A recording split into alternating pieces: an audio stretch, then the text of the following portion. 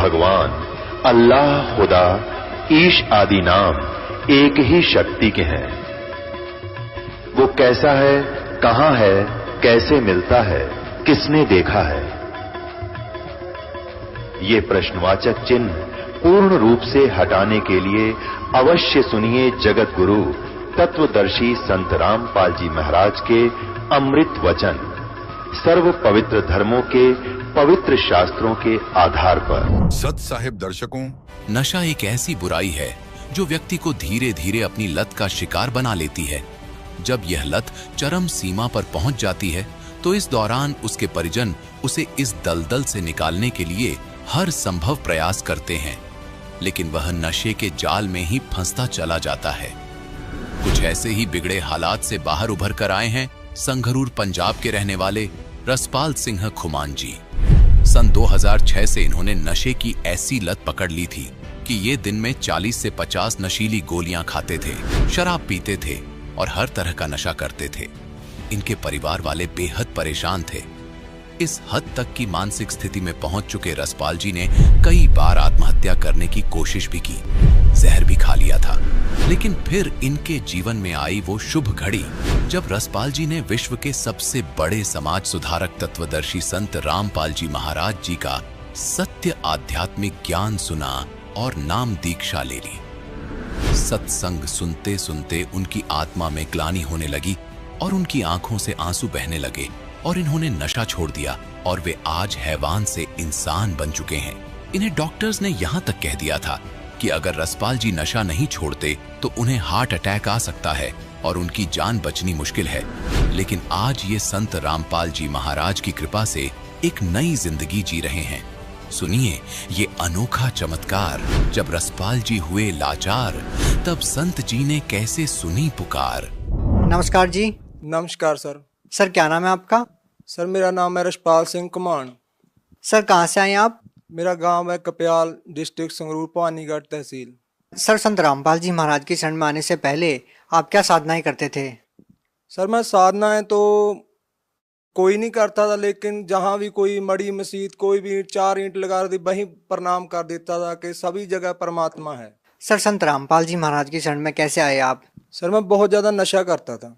जब मैं college time में 2006 की बात है, जब मैंने कॉलेज में एडमिशन लिया तभी मैं कुछ गलत सोसाइटी में घुस गया और तभी से मैं इतना नशा करने लग गया कि धीरे धीरे शीशी होती है सर जी, वो रेक्सकॉफ की बोलते हैं, हमारे यहाँ फैंसी बोलते हैं उसको।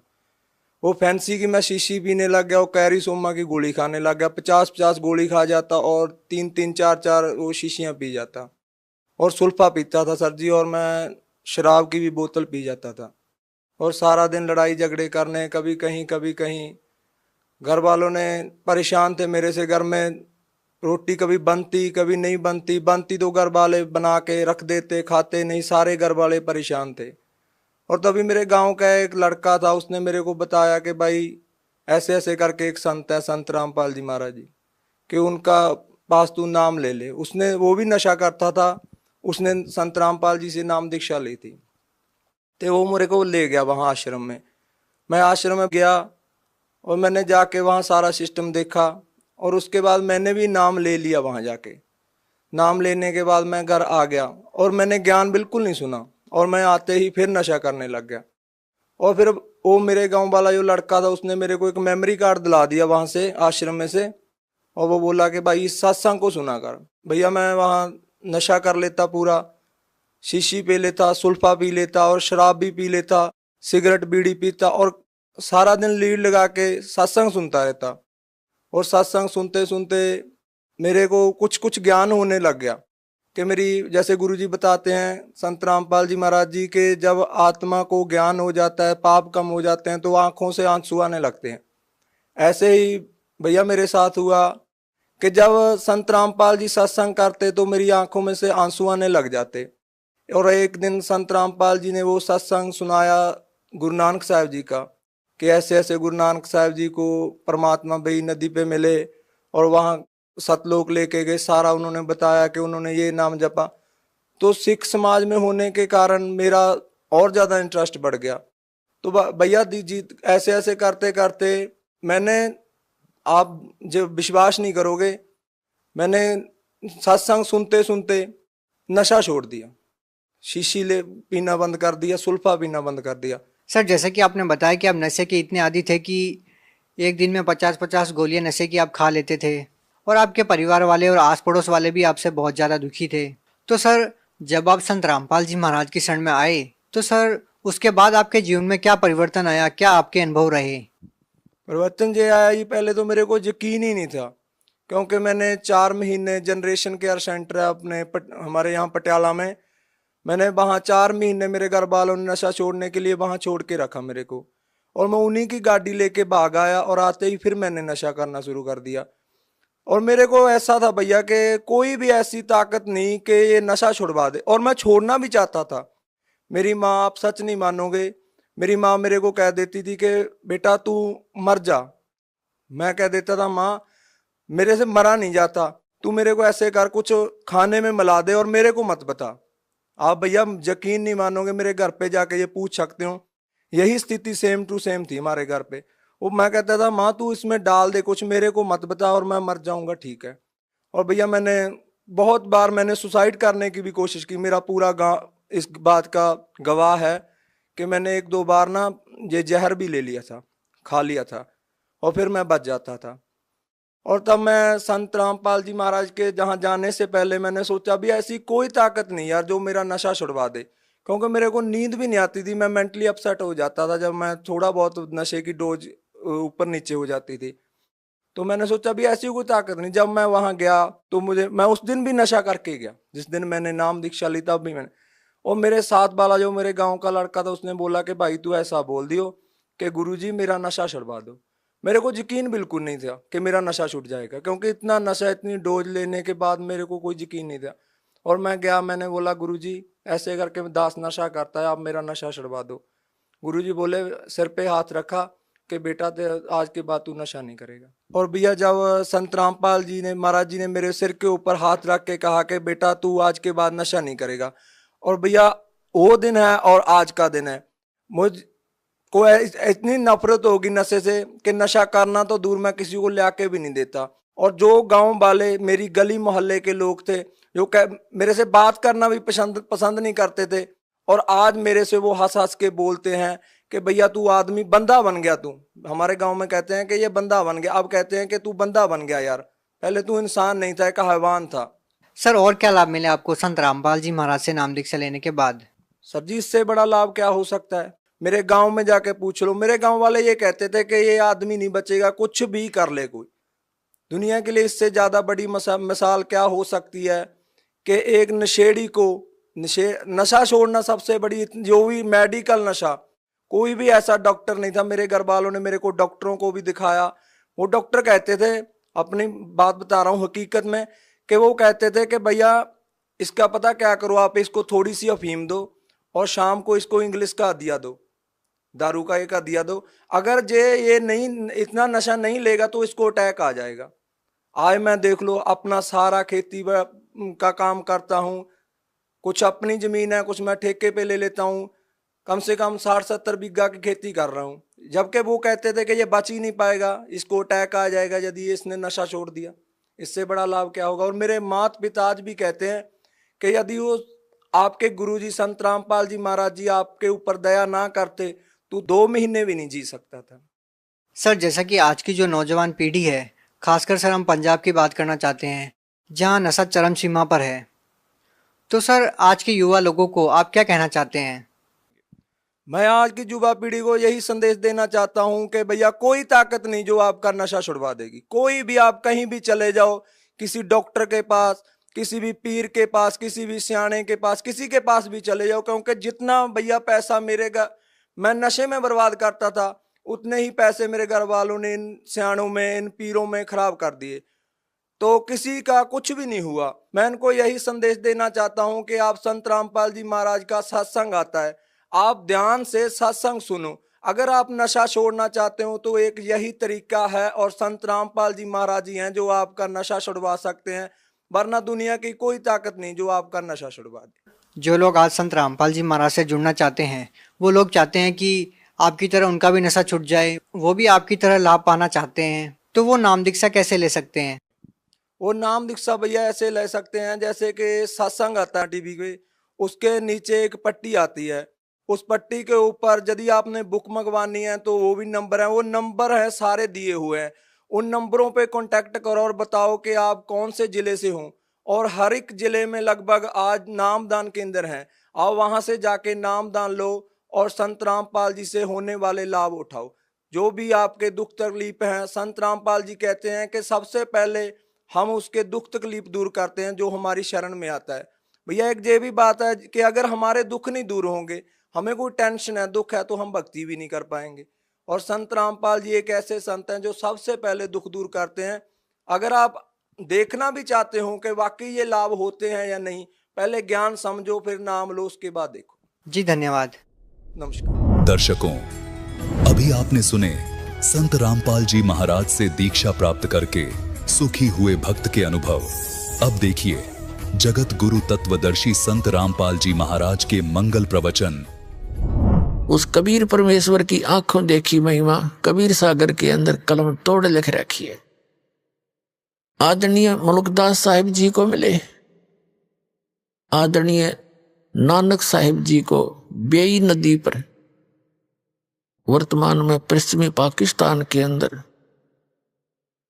बेई नदी है, सुल्तानपुर शहर के साथ से बह रही है। सुल्तानपुर शहर में नानक साहिब जी सुल्तानपुर के नवाब के यहाँ मोदी खाने में नौकरी किया करते थे। प्रतिदिन उस बेई नदी पर स्नान करने जाते थे। वह परमात्मा 2 बार मिले उनको। दूसरी बार उनको जब मिले तो नदी में डुबकी लगवाई, उनको अंतर ध्यान करवाया, सचखंड लेकर गए।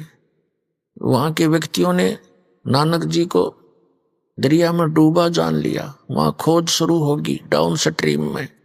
परमात्मा ले गए अप स्ट्रीम में, वहां उनके शरीर को सुरक्षित रख दिया।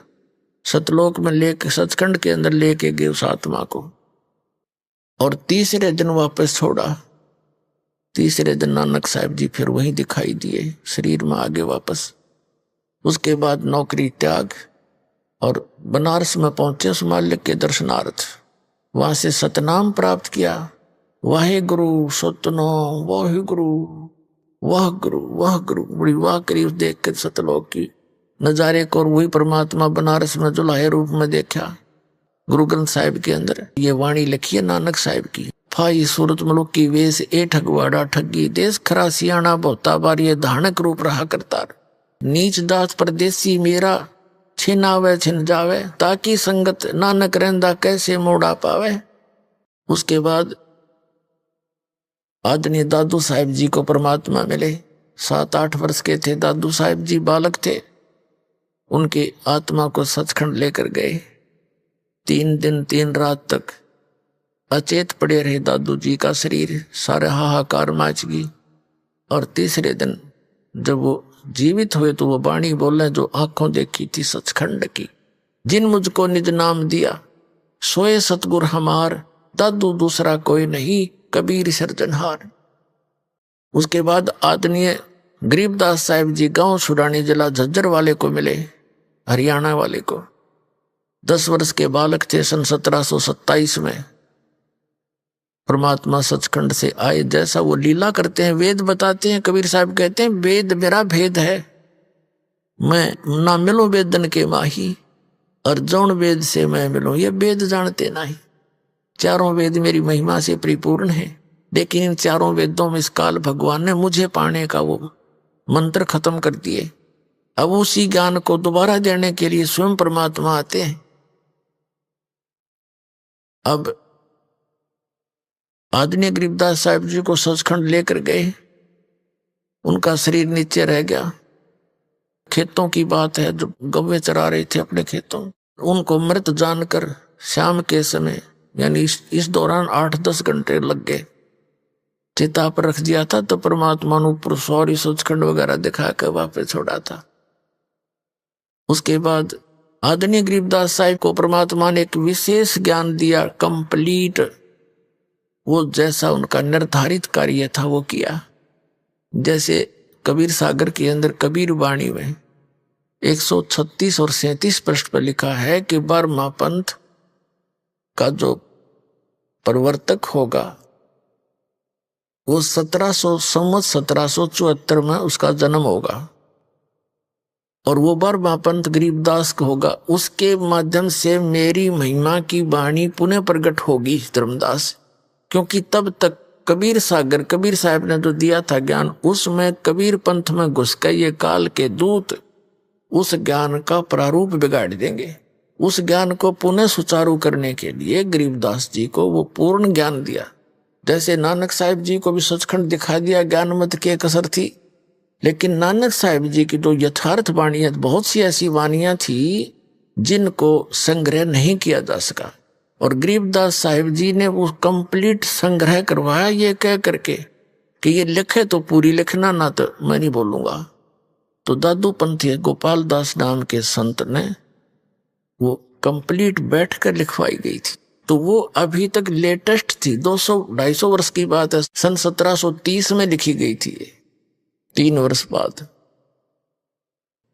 और इस वाणी का ऐसा कहीं प्रचार नहीं था, इसलिए यह ग्रंथ सुरक्षित रह गया।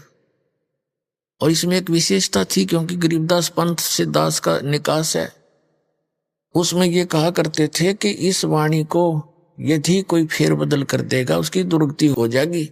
एक संत ने कोशिश की थी, कुछ ऐसी वाणी है इसके अंदर जो मतलब उनको वैसे है तो वो सही, लेकिन जनसाधारण उसको विपरीत अर्थ ले लेता है। तो उस संत ने कोशिश करी कि इससे ये निकाल दूं, तो उसको अधरंग मार गया और उसने अपनी अक्षमा याचना की, वो वाणी दोबारा लिखी एज इट इज। तब वो राहत मिली उसको 90%, कुछ फिर भी उसको सजा मिली। तो उसके बाद पूरे गरीबदास के पंथ में जितने भी महंत संत हैं सब इस चीज से डरते हैं कि मात्रा भी गलत ना कर दियो इसकी वाणी का। ये इसलिए किस लिए किया था कि ये तो काम बिगाड़ देंगे अपने अपने मत से ना समझ कर, अपनी बुद्धि अनुसार ये सदग्रंथों का अनरस कर डालते हैं। तो वो वाणी आज हमारे पास है एज इट इज, और वो गरीबदास पंथ वाले नहीं समझ सके इस परमात्मा के गुण रहस्य को, और इस दास पर दया करी उस परमात्मा ने अपने सदग्रंथों का कंप्लीट ज्ञान दे दिया। आदरणीय गीसा दास साहिब जी, गांव खेखड़ा, उत्तर प्रदेश, जिला मेरठ के अंदर। उनको भी ऐसे ही वो 7-8 वर्ष के बच्चे थे, 10 वर्ष के, तब उनको परमात्मा मिले थे एक बूढ़ा बाबा के रूप में, यानी संत के रूप में, जिंदा महात्मा के रूप में तकरीबन सबको मिले हैं। ऐसे 3 दिन तक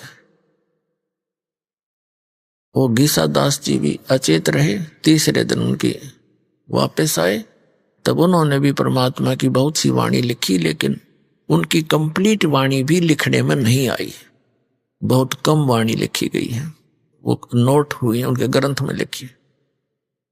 अपने आत्मा जो प्रसंग चला था, आदरणीय गरीबदास साहिब जी ने आंखों देखा उस परमात्मा की महिमा का। क्या वर्णन किया है? अजब नगर में ले गए हमको सतगुरु आने, जल के बिंब अगाध गति सूते चादर ताने। अजब नगर में एक निराले देश में ले गए सतगुरु, आन माने आकर, और उसको देखकर हम अपने यथार्थ मंत्र को प्राप्त करके भगवान की शरण ग्रहण करके हम सूते चादर ताने। हम तो चादर तान के सोना, मतलब निश्चिंत हो गए कि हमारा तो मोक्ष निश्चित है। भगवान मिले, पूरा ज्ञान मिला, आंखों देखा उस मालिक की समर्थता को, और इसी मंत्र से मोक्ष होगा। तो कहते हैं हम तो सूते चादर तान, जैसे कहावत है अपनी देसी हमारे यहाँ हरियाणा में कि भाई तू आज कैसे चादर तान के सो गया, कोई काम को अंत नहीं, चिंता नहीं तुझे काम की, चादर तान कर सोना यानी निश्चिंत हो जाना। तो गरीबदास जी कहते हैं अजब नगर में ले गए हमको सतगुरु आने, और जल के बिंब अगाध गति, वहां देखी परमात्मा की रोशनी झलमलाहट, हम सूते चादर ताने। हम सुल्तानी नानक तारे दादू को उपदेश दिया, जात जुलाहा भेद न पाया वो काशी माहे कबीर हुआ। अब क्या बताते हैं गरीबदास जी, कहते हैं सतगुरु शरणा आके और धर्मराज डर कैसा। कबीर परमात्मा की शरण में पूरे संत के माध्यम से, ये नकलियां के नहीं। फिर कहते हैं धर्मराज का भी डर कैसा। अब कहते हैं धर्मराज दरबार में इस काल के एक ब्रह्मांड के अंदर एक चीफ जस्टिस है जिसको धर्मराज बोलते हैं, धर्मराय कहते हैं, और वो सबका अकाउंट रखता है। जैसा जिसका कर्म है वो एज इट इज वहां उसके ऑफिस में अपने आप कंप्यूटर में यहां से फैक्स हो जाता, सबके डेली की जो रिपोर्ट है पूरे दिन रात की, और फिर वो सबका अकाउंट रखता है उसके अनुसार। उसको ऑटोमेटिक सिस्टम है उनके पास, और जो जैसा कर्म है उसको उसी अनुसार आगे उसके संस्कार में अपने आप चला जाता है। अब हमारे अंतःकरण में एक चित्र गुप्त है।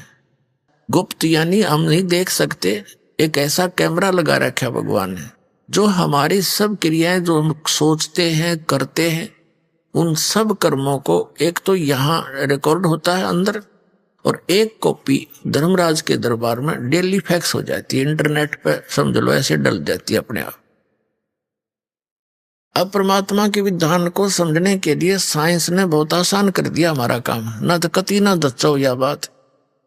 अब सारी समझ में आवे है, बुद्धिमान व्यक्ति हो गए। तो कहते हैं कबीर परमात्मा जब मुझे लेकर गए, आदरणीय गरीबदास साहिब जी कहते हैं कि परमेश्वर परम अक्षर ब्रह्म कबीर जी मुझे साथ लेकर जब गए तो यहाँ के उस चीफ जस्टिस के सामने, पहले तो ब्रह्मा विष्णु महेश के लोक में गए, तो जहां भी परमात्मा जाते थे तो सभी खड़े होकर उनका सत्कार करते थे।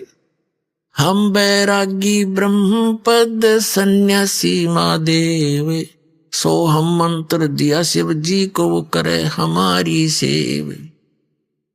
कबीर परमात्मा कहते हैं कि हम विष्णु जी को भी हमने पहला मंत्र दिया था, उनको इन पांचों में से एक मंत्र दिया था, हरियम नाम दिया था, वो शेष बने थे क्योंकि सभी आत्मा उस परमात्मा की है। सबसे पहले कबीर परमात्मा ब्रह्मा जी को मिले थे। अग्नि ऋषि नाम अपना रखा था, दाता ने बताया था कि मैं अग्नि ऋषि हूं। ब्रह्मा जी को सारा ज्ञान समझाया, सृष्टि रचना सुनाई, प्रभावित हुआ क्योंकि अभी तो आत्मा भगवान के लिए तड़प रही है। हजार हजार वर्षों तक तप करते रहे, डरे डुबा दिए, काल ने उल्टी साधना करवा के इनको एटम बम बना लिया, सिद्धियां युक्त कर दिया। ये हठ योग करने से कोई लाभ नहीं होता, काल की प्रेरणा, काल का ही मटेरियल इसके अंदर संग्रह होता है, वो नहीं करना हमने। तो ब्रह्मा जी को परमात्मा मिले, सारी कथा सुनाई, बड़ा प्रभावित हुआ और बताया कि बच्चा गुरु के बिना मोक्ष नहीं होगा। ब्रह्मा जी ने उपदेश लिया, परमात्मा ने उनको ओम मंत्र दिया क्योंकि वो वेद पढ़ा करता और वे ओम से प्रभावित था। तो परमात्मा चाहते थे एक बार स्टार्ट हो जाए किसी तरह, फिर मैं इसको सही मंत्र दे दूंगा, इसका पीछा छूट जाएगा और ब्रह्मा फिर सबको बता देगा क्योंकि ज्ञान प्रचार यही कर रहा है, मेरा काम हल्का हो जाएगा। उसके बाद विष्णु जी के पास गए, विष्णु जी ने खूब ध्यान से सुना और उन्होंने भी परमात्मा से दीक्षा ली, उनको हरियम नाम दे दिया। सिर्फ ये देखना चाहते कि एक बार ये मेरी बात को स्वीकार करे किसी तरह। फिर शिव जी के पास गए, बड़ा सत्कार किया भगवान शिव ने ऋषि रूप में परमात्मा का, और खूब ज्ञान सुना, सारी बात स्वीकार की और उनको ये सोहम मंत्र दिया। कबीर साहब कहते हैं सोहम मंत्र हम जग में लाए और सार शब्द हमने गुप्त छिपाए। ये सोहम मंत्र किसी भी आपको ग्रंथ में नहीं मिलेगा, वेद गीता और पुराणों में। परमात्मा कहते हैं सोहम शब्द हम जग में लाए और सार शब्द वो तो अभी किसी को बताऊंगा नहीं, अब समय आया था वो बताने का। अब दास ने सबको देने लगे, तो अधिकारी होते जाएंगे, उनको सार शब्द देते जाएंगे।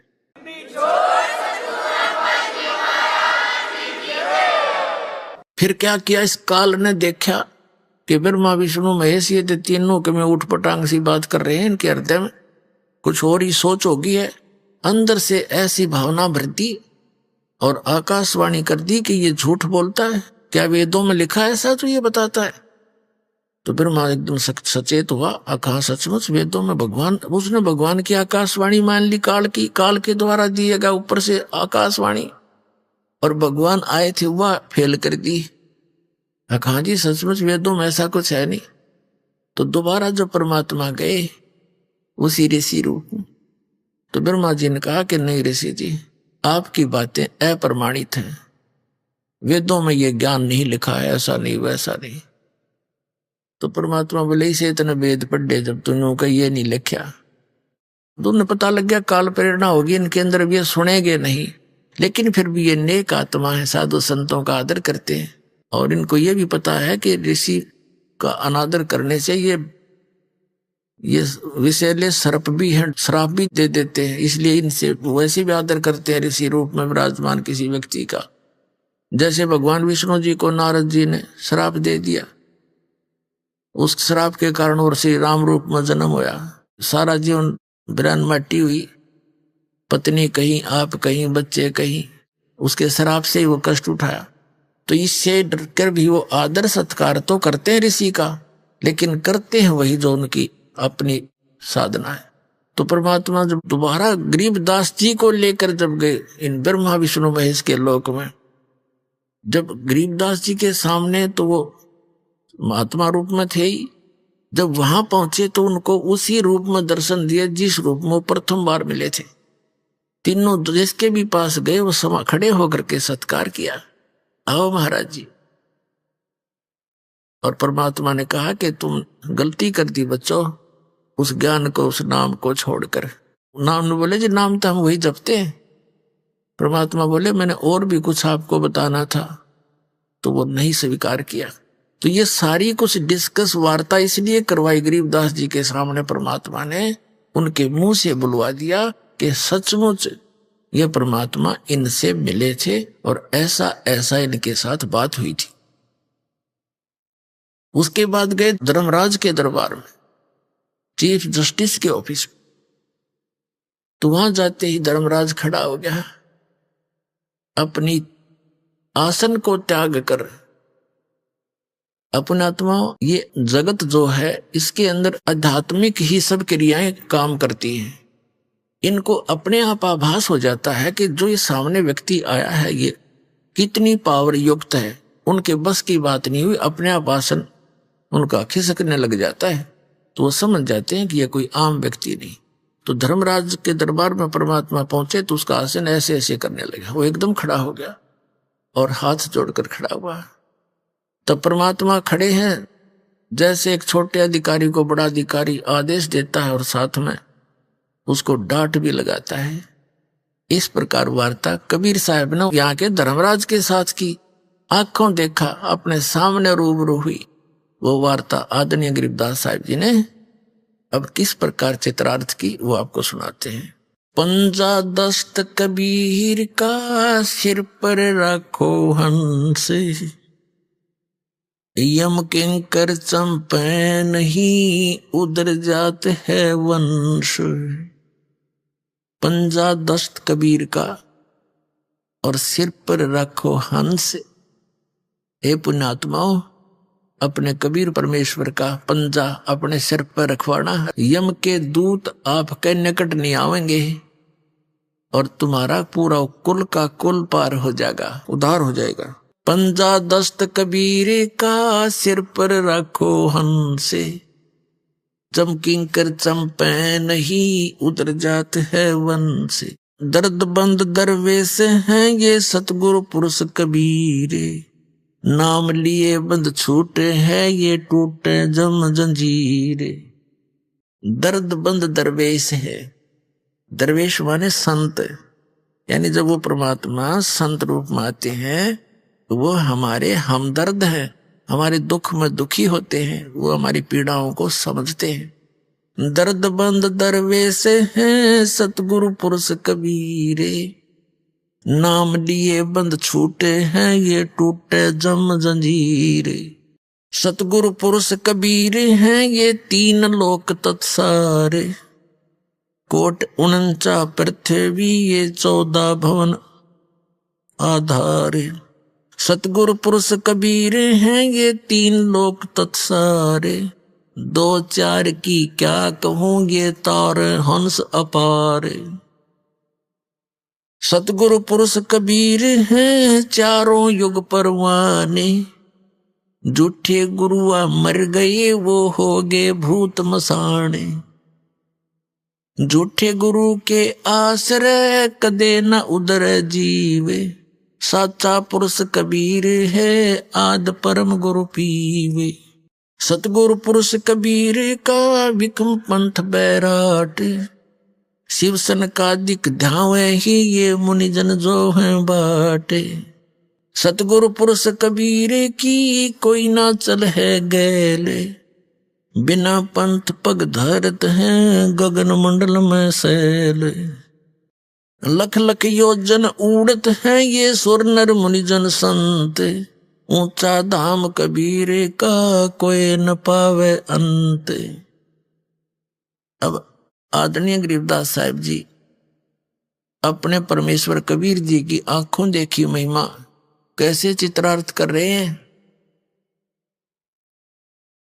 कि कबीर परमात्मा का पंजा सिर पर रखोगे यानी उसकी शरण में रहोगे तो तुम्हारे ऊपर यम के दूत कभी अटैक नहीं कर सकते और तुम्हारा कुल का कुल पार हो जाएगा, उद्धार हो जाएगा सबका। अपने आत्माओं, एक तो आप देखना हमारे इस कबीर परमात्मा के इस दास के माध्यम से जो शरण में आए परिवार हैं, उनके छोटे छोटे बच्चों से लेकर और बुढ़े तक की क्रिया देखना।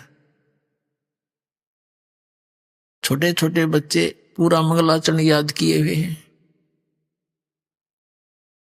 परमात्मा की वाणी बोलते फिरते हैं। बूढ़े बूढ़े भी भगवान की महिमा का गुणगान करते हैं, फालतू बातें नहीं करते किसी से।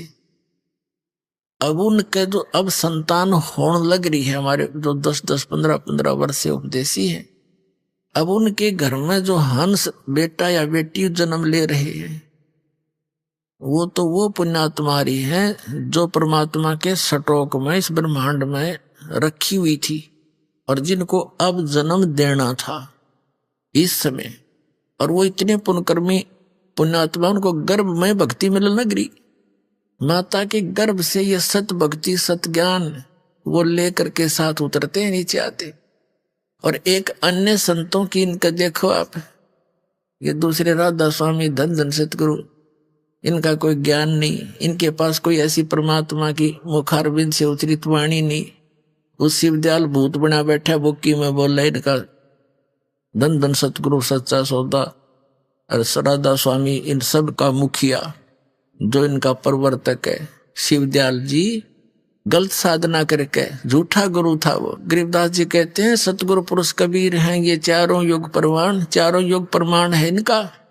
और ये झूठे गुरु अमर गए हो गए भूत मसान, ये शमशान घाट पर भूत बने आने सारे। ये प्रमाण आपके सामने आपको सैकड़ों बार दिखाया है।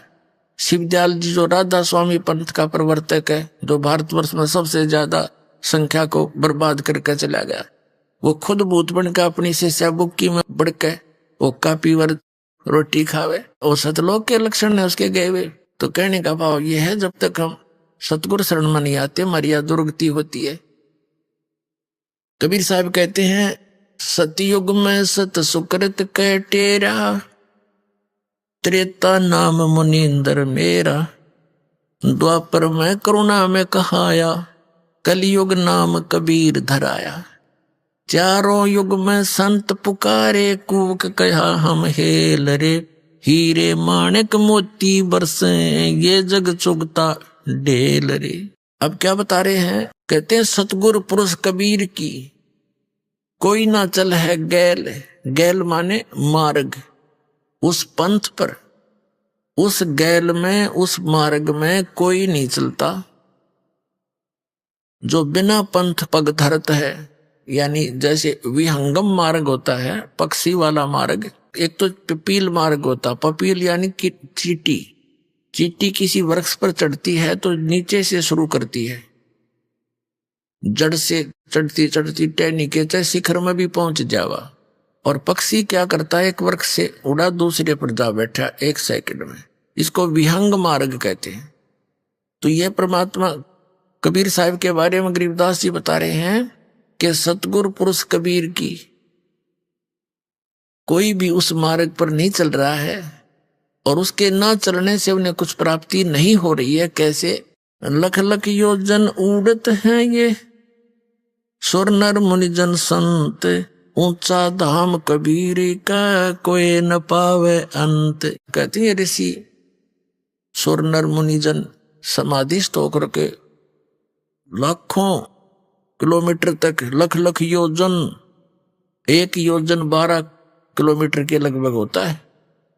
तो इनको 12-12 लाख किलोमीटर ऊपर तक इनकी समाधि चली जाती है, लेकिन उस कबीर साहब के धाम तक ये इस विधि से जा नहीं सकते। वो परमात्मा की जो विधि है, मार्ग है, उससे ही वहां जाया जाता है। अब आगे क्या बताते हैं? धर्मराय दरबार में देई कबीर तलाक, मेरे भूले चूके हंस को तू पकड़िए मत कजाक। अपने आत्मा अभी तक हमने ज्ञान था नहीं, दंत कथा लोक वेद सुना करते इन नकली संतों, ऋषि महर्षि आचार्य और शंकराचार्यों से, जिनका कोई सिर पैर नहीं था। आपको तो पता नहीं, दास को तो इसका खूब बिटर एक्सपीरियंस हो रहा है और गहराई से सबके इतिहास पढ़ लिए, सदग्रंथ पढ़े, फिर इन महापुरुषों के अनुभव पढ़े। अकिता आसपास भी नहीं इन सदग्रंथों के इनके अनुभव, और उन महापुरुषों के अनुभव पढ़े जिन्हें भगवान मिला, जिन्होंने भगवान मिले और जिन्होंने जो अपना अनुभव बताया वो आज सदग्रंथों में मिले। तो इससे सिद्ध हो गया कि जो इन सदग्रंथों से और इन परमात्मा प्राप्त महापुरुषों के वचनों से जिनका अनुभव नहीं मिलता, वो यूजलेस मनगढ़ंत दंत कथा, वो कति व्यर्थ है। तो इन सब का व्यर्थ है। इस दास ने निर्णय कर रखा है, अनेता हो मैदान में जवाब दो दास का कि झूठ कह रहा हूं, कोई भी ना चल सकता, सांप सा सूंघ गया सबने।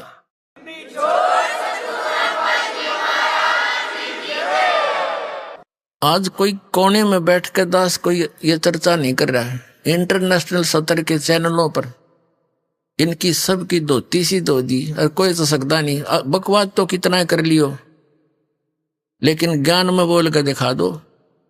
ये भी कहो कि मैं झूठ बोल रहा हूं, एक शब्द कहो, प्रमाणित करके बताओ, फिर पता चलेगा। मूर्ख बना दिया सारे संसार को।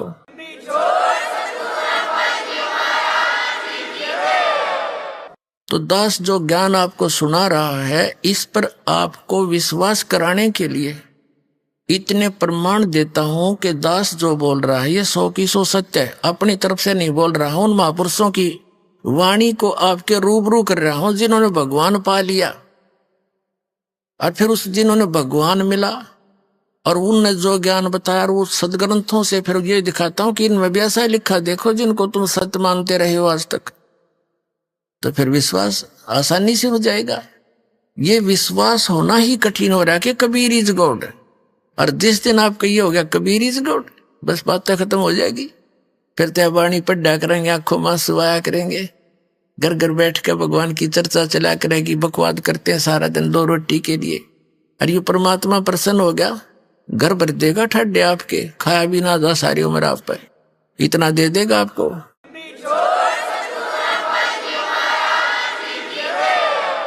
जिस माया के लिए सारा दिन कर्म बिगाड़े, हम धक्के खाते फिरे, 100 झूठ बोले और फिर भी पूरा ना पड़ता, तो ये परमात्मा सब कुछ कर सकता है।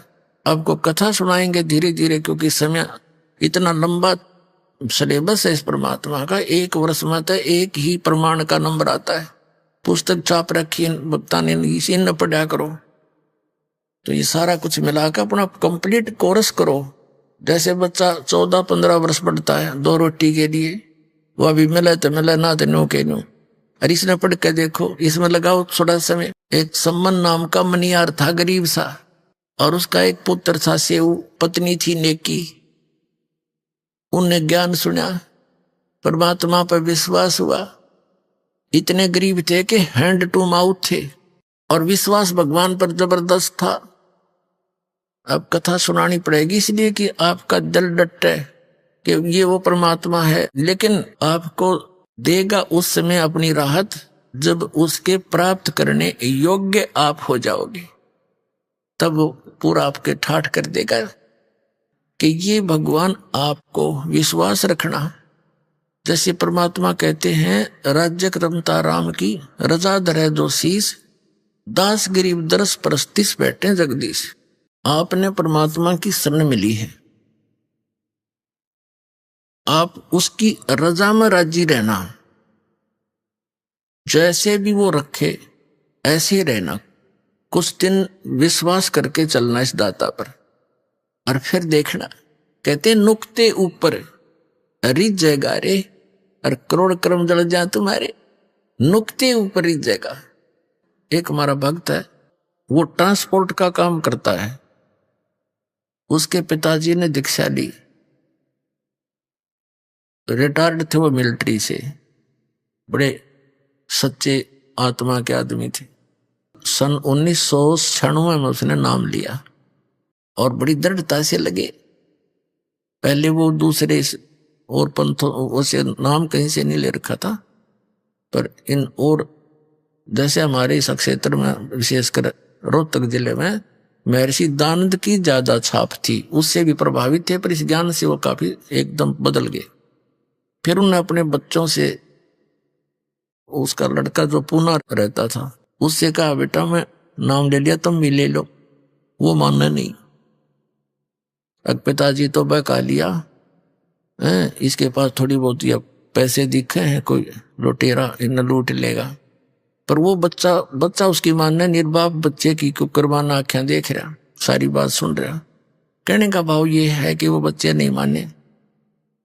कुदरती उसने 2 पाठ रखवा रखे थे अपने दोनों पोतों के उपलक्ष्य में। उसकी उस दौरान मृत्यु होगी, तो मृत्यु के समय उनके संकल्प किए हुए पाठों को कराना उनका कम मजबूरी बन गई बच्चों की। तो उस समय उसने वो ज्ञान सुनना पड़ गया, मजबूरी होगी उसकी। अब कहते हैं सोचल सीधर मैं करूं अपने धन के काज। तो उस लड़के ने परमात्मा का ज्ञान सुना। पहले तो बिल्कुल विपरीत विचार रखता था, तुरंत बदल गया, पूरे परिवार को दीक्षा दिलवा दी। उसके पास 1-2 गाड़ी थी उस टाइम, दीक्षा लेकर वो चला गया। सीडी हमारी कैसेट बना रखी थी पहले हमने, ये वो ले गया सारी। उसने सारा कुछ सुना, बहुत अच्छी तरह दृढ़ता से उसको समझ में आ गया, सारा ज्ञान कंप्लीट दृढ़ हो गया। उस दौरान क्या हुआ कि उनकी एक गाड़ी एक्सीडेंट हो गई और उसका गलती से किसी कारण से इंश्योरेंस एक ही दिन आगा पीछा हो गया था। तो वो उस टाइम इस शरीर की कीमत थी 80-90 हजार रुपए की हानि उसको होगी। उसकी माँ को उसने संदेशा दिया कैसे ऐसी होगी। उसकी माँ कहने लगी भाई यू नाम छोड़ दो, देख नाम लिया तेरा बाबू मर गया, और तो हमने नाम लिया तेरी गाड़ी 80 हजार का नुकसान हो गया। लेकिन वो लड़का समझ गया था कसूती तरह, तो अपनी माँ को तो जैसे तैसे उन्हें संतुष्ट किया। फिर वो बताओ था बाद में, कहने लगा जी मैंने तो ये हाथ फैला के ये कहा था परमात्मा अपनी शरण से दूर ना करना, से भीख मंगवा लियो, आपका दास रहे आपकी शरण। अभी आपने सुने संत रामपाल जी महाराज के मंगल प्रवचन। आइए अब सुनते हैं संत रामपाल जी महाराज से नाम दीक्षा लेकर सतभक्ति करके अद्भुत लाभ प्राप्त करने वाले अनुयायी के विचार। दर्शकों, आज समाज में नैतिकता और अच्छे संस्कारों का पूर्ण रूप से पतन होता जा रहा है। लोग नशे और बुरी संगत में फंसकर ऐसे घिनौने कर्म कर बैठते हैं जिसका खामियाजा पूरे समाज को भुगतना पड़ रहा है। वहीं दूसरी ओर एक ऐसा भी वर्ग सामने आया है जो तत्वदर्शी संत रामपाल जी महाराज जी के तत्व ज्ञान को अपने जीवन में गहराई से उतार रहे हैं। लाखों लोग बुरे कर्मों को छोड़ अच्छे संस्कारों को ग्रहण कर रहे हैं और धरती पर स्वर्ग जैसा माहौल बनाने की ओर अग्रसर हो रहे हैं। इसका ही जीवंत उदाहरण बने हैं संत रामपाल जी महाराज जी के ही एक अनुयायी बदरपुर दिल्ली के रहने वाले अमित कुमार जी। ये पहले बहुत ज्यादा नशा करते थे, बुरी आदतों के आदी हो चुके थे और गलत संगत में फंसकर अपना मानव जीवन नष्ट कर लिया था। इसके साथ ही इनके परिवार में भी दुखों की कमी नहीं थी। बहन की मृत्यु हो गई तो वहीं पापा जी को जानलेवा बीमारी टीबी हो गई थी। पर हैरानी की बात तो ये है कि जब से इन्होंने संत रामपाल जी महाराज जी का सत्य आध्यात्मिक ज्ञान ग्रहण किया है, तब से ये एक सभ्य व्यक्ति बन चुके हैं और सर्व प्रकार के दुख कष्टों से निजात पा चुके हैं। दर्शकों, अब आपको सुनाते हैं इन्हीं के मुख से इनकी दुखमय से सुखमय जीवन यापन की सच्चाई। नमस्कार सर।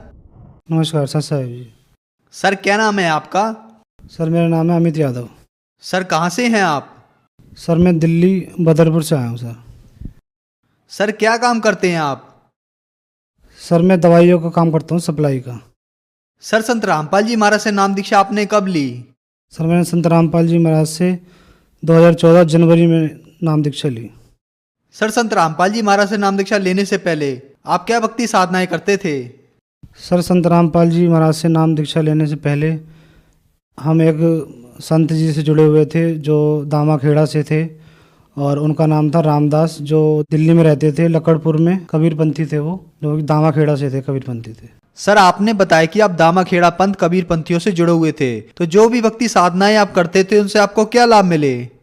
सर लाभ तो कोई नहीं होता था, बल्कि हम बहुत नशा करा करते थे उस टाइम पे और बहुत बिगड़ गए थे बहुत ज़्यादा। जैसे कि हम गांजा पिया करते थे और दारू, और हमने जो है नशे की गोलियां भी खाई हैं, कैप्सूल भी हमने बहुत खाए हैं, और हम उल्टे सीधे हम सुबह घर से निकल जाते थे और पूरे दिन नशा करते रहते थे। हमारे घर वाले बहुत चिंता करते थे, फिर भी हमें कोई ध्यान नहीं था, हम पूरे दिन नशे में रहते थे। और जो है जो भी नशे थे सारे नशे मैंने करे हैं, गुटखा, बीड़ी, सिगरेट, कुबेर, गांजा, और जो है मैंने यहाँ तक कि गोलियाँ भी, इंजेक्शन भी मैंने नशे के लगाए हैं। और जो कि हम पूरे दिन घर से बाहर रहते थे और नशा ही करते थे, बहुत गंदा लत पड़ गई थी हमें नशे की। और सर जब हम नशा करा करते थे तो जैसे कि मैं जागरण में भी काम करता था, जो कि माता के जो जागरण होते हैं उसमें काम करा करता था। तो उसमें क्या था कि हम नशा करके सिंगिंग करता था, मैं नशा करके हम सिंगिंग करते थे और वहाँ पे दारू पी के जो है माता के जागरण में सब दारू पिया करते थे, कोई गांजा पीता था जब वो सिंगिंग करते थे, ढोल बजाते थे। और जो है ना वहाँ पे क्या था, हम लड़कीबाजी भी करने लग गए, गलत संगत में पड़ गए थे बहुत। तो वहाँ पे एक लड़की से मेरी दोस्ती हुई थी, तो उसी दौरान उसके 5-7 महीने बाद, 8 महीने बाद उस लड़की ने जो है मेरे ऊपर एक केस डाल दिया था, क्योंकि उनने मुझे कुछ खिला पिला रखा था, तांत्रिक विद्या मेरे ऊपर कर रखी थी। जो वो कहती थी मैं वही करता था, और उसके पीछे पीछे जब वो मुझे बुलाती थी, जब मैं जाता था, जहाँ बुलाती थी वहीं जाता था। और उसने मुझे जो है मेरा दिमाग, मेरा माइंड घुमा दिया था कुछ खिला के तांत्रिक विद्या से। तो उस लड़की ने मेरे ऊपर ऐसा केस डाल दिया था जो कि बहुत गंदा केस होता है। जो उसने मेरे ऊपर 376 रेप का केस डाल रखा था, 506 जो धोखाधड़ी का केस होता है वो केस डाल दिया था। तो इस चक्कर में मेरे को जो है अगले दिन जब उन्होंने केस डाला था उसके बाद मेरे को पुलिस पकड़ के ले गई थी, उठा के ले गई थी। पहले मुझे कोर्ट में ले गई थी, तो वहाँ मुझे जज ने और वकीलों ने और पुलिस वालों ने बहुत डराया धमकाया कि तेरे को 7 साल की सज़ा हो जाएगी और तूने ऐसा गंदा कर्म क्यों करा।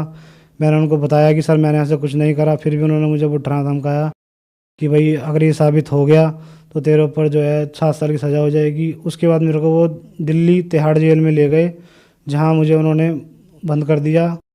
और उसके बाद मैं बहुत रोया, बहुत दुखी हुआ, और फिर मुझसे वहाँ काम भी कराया करते थे वो बहुत। जैसे हमारे माता पिताजी जो दामाखेड़ा से जुड़े हुए थे, जो कि रामदास जी गुरु जी थे, जो उनसे जुड़े हुए थे, उनकी भक्ति करते हुए हमारी सिस्टर थी, छोटी बहन थी जो मेरे से छोटी थी, वो एक दिन जो है किसी कारणवश वो फल फ्रूट लेने गई थी।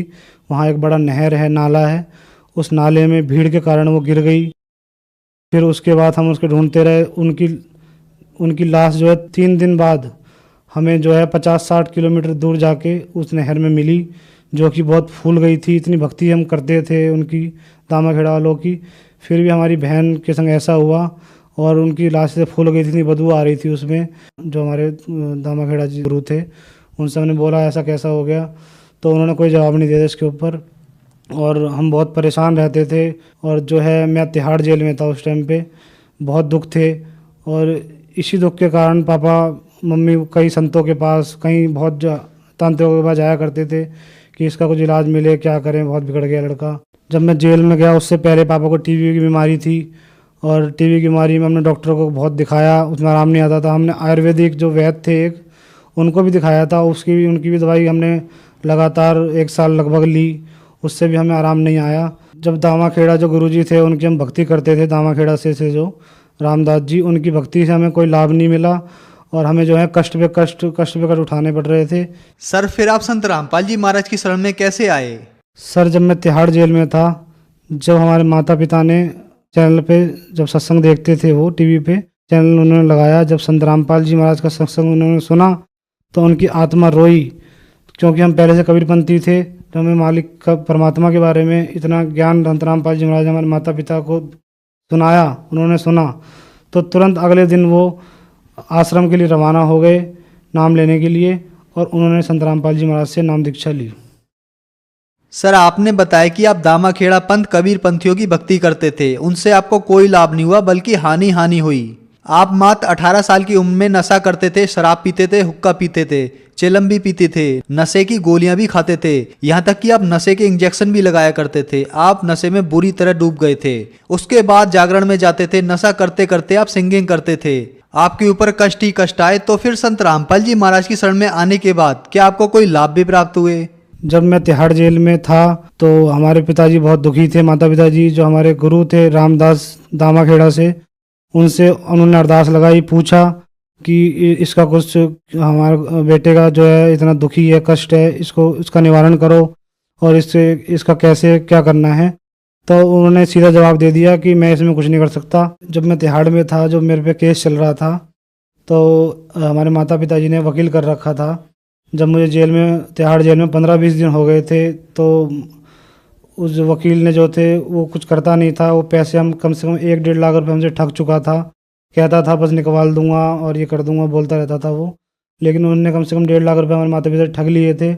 जब सतगुरु रामपाल जी महाराज से हमारे माता पिताजी ने नाम लिया, उसके बाद लगभग 5-7 दिन बाद जब मेरी मिलाई के दिन था, उस दिन माता पिताजी मेरे से मिलने आए, तिहाड़ जेल में, दिल्ली में है जो, और मेरे को उन्होंने बताया कि बेटा हमने संत रामपाल जी महाराज जो हैं, उनका सत्संग सुन के हमने उनसे नाम दीक्षा ले ली है और आप भी ऐसा करा करो और संत रामपाल जी महाराज की जय बोल के प्रणाम करा करो, तो परमात्मा आप पे दया करेंगे। तो मैं जो है डेली, फिर पहले वहाँ जेल में मैं देवी देवताओं की, हनुमान जी की और शंकर जी की बहुत भक्ति करा करता था। फिर हमारे पिताजी ने जब से मना कर दिया, मैंने वो छोड़ दी और मैं प्रणाम करने लग गया, संत रामपाल जी महाराज से गुहार लगाने लग गया, परमात्मा से प्रार्थना लगाने लग गया, परमात्मा मुझे बताओ। और उसी के 4 दिन बाद रात का समय 8 बजे था, जब मैं बैरिंग के अंदर था और मैं बहुत माता पिता की याद आ रही थी और मैं उस टाइम रो रहा था, तो मेरी आवाज़ लगाई, जो वहाँ पुलिस वाले होते हैं उन्होंने आवाज़ लगाई अमित यादव के नाम से। तो मैं उठा, तो मैंने सोचा क्या हो गया, क्या मुझे और कहीं ले जा रहे हैं या मुझे मारेंगे। मैं बहुत डर गया था, लेकिन उन्होंने बोला कि भाई तेरी जो है बेल हो गई है और 9 बजे तेरे को जो है बाहर चले जाना। उन्होंने बोला था बाहर छोड़ के आएंगे 9 बजे। उस टाइम फिर मैं बाहर आया, फिर मेरे माता पिताजी मुझे मिले, बहुत रोए थे माता पिताजी और मुझे घर ले गए। फिर अगले दिन मुझको आश्रम संत रामपाल जी महाराज के पास ले गए, जहाँ मैंने सतगुरु रामपाल जी महाराज की दया से नाम दीक्षा ली। हमारे वकील थे जो, उन्होंने मुझे साइड में ले जाके बताया और तेरे को बाज्यत बरी होगा तू, और ये मेरे बस की बात नहीं है, ये तुम्हारे जो गुरु हैं संत रामपाल जी महाराज, उनकी कृपा है। और ऐसे बहुत केस होते हैं, जितने भी केस हम पे आए हैं उन केसों में सब पे सजा होती है, लेकिन तेरा एक ऐसा केस देखा है तेरे गुरुजी की दया से जो तू बाइज्जत बरी हो जाएगा। और मैंने फिर पूछा वकील साहब से, मैंने वकील साहब क्या हुआ, तो उन्होंने बोला बेटा तेरी गुरुजी की दया से तू बाइज्जत बरी हो गया है और ये तेरी गुरुजी की दया है और इसमें हमारा कोई सहयोग नहीं है, संत रामपाल जी महाराज ने किया है। जब मैं संत रामपाल जी महाराज से नाम दीक्षा नहीं ली थी, उससे पहले मैं बहुत नशा करा करता था, नशे में पूरा घिर चुका था। उससे मेरे मम्मी पापा रिश्तेदार सब परेशान थे। जैसे मैं दारू भी पिया करता था और गांजा अफीम, और मैंने जो है गोलियां भी नशे की खाई है, इंजेक्शन भी मैंने लगाए, और गुटखा बीड़ी मैंने कुछ नहीं छोड़ा, जो भी नशा है सब नशा मैं करता था और मेरा बुरा हाल हो चुका था। मैं सूख के एकदम में जैसे मरने की तरह हो जाते हैं, बिल्कुल सुकड़ा पतला सा हो गया था। और मुझे सब चिढ़ाया करते थे रिश्तेदार, मुझे हमारे माता पिता को बोला करते थे कि ये मर जाएगा।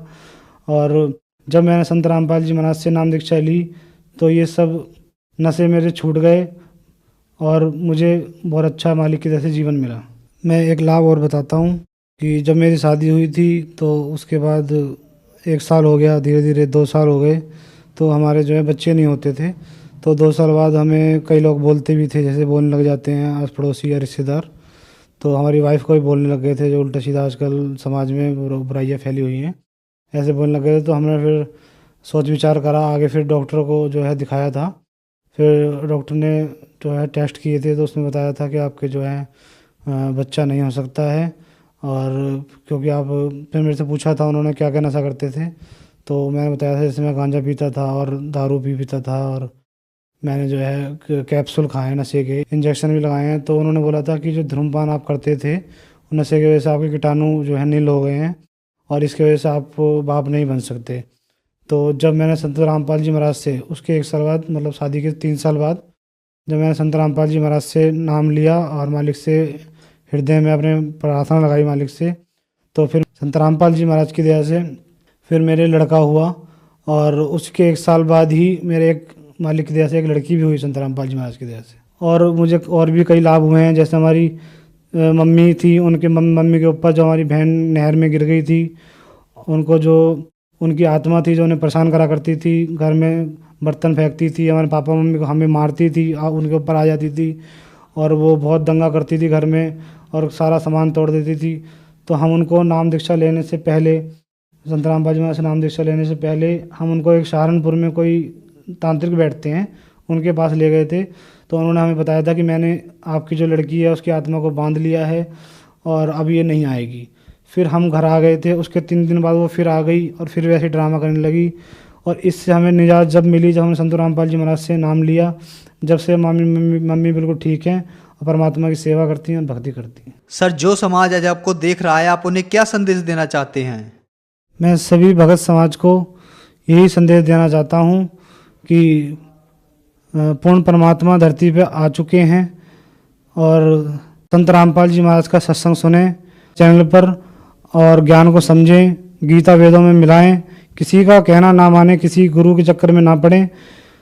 गीता वेदों में संत रामपाल जी महाराज जो बताते हैं उनको मिलाएं और सतगुरु रामपाल जी महाराज से नाम दीक्षा लेके अपना कल्याण करवाएं।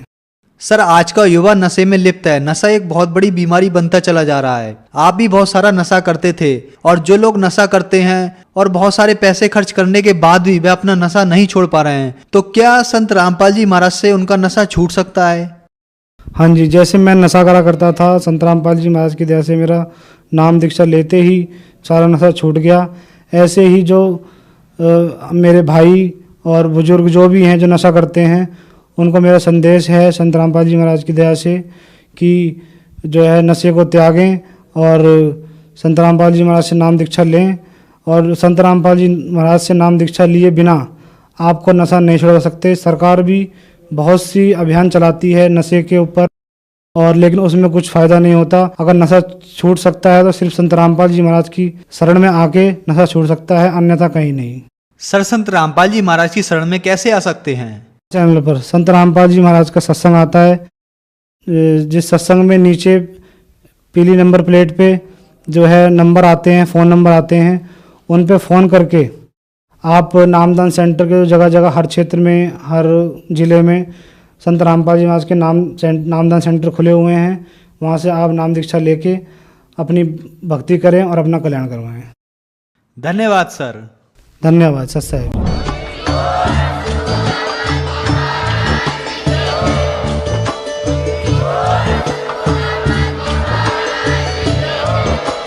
आप सुन रहे थे जगत गुरु तत्वदर्शी संत रामपाल जी महाराज जी के मंगल प्रवचन। अधिक जानकारी के लिए विजिट कीजिए हमारी वेबसाइट www.jagatgururampalji.org। संत रामपाल जी महाराज जी के शुभ आशीर्वाद से पूरे विश्व भर में 500 से भी ज्यादा नाम दीक्षा केंद्र हैं, जिन पर संत रामपाल जी महाराज जी द्वारा ऑनलाइन निशुल्क नाम दीक्षा दी जा रही है। अपने नजदीकी नाम दीक्षा केंद्र का पता करने के लिए संपर्क करें 8222880541।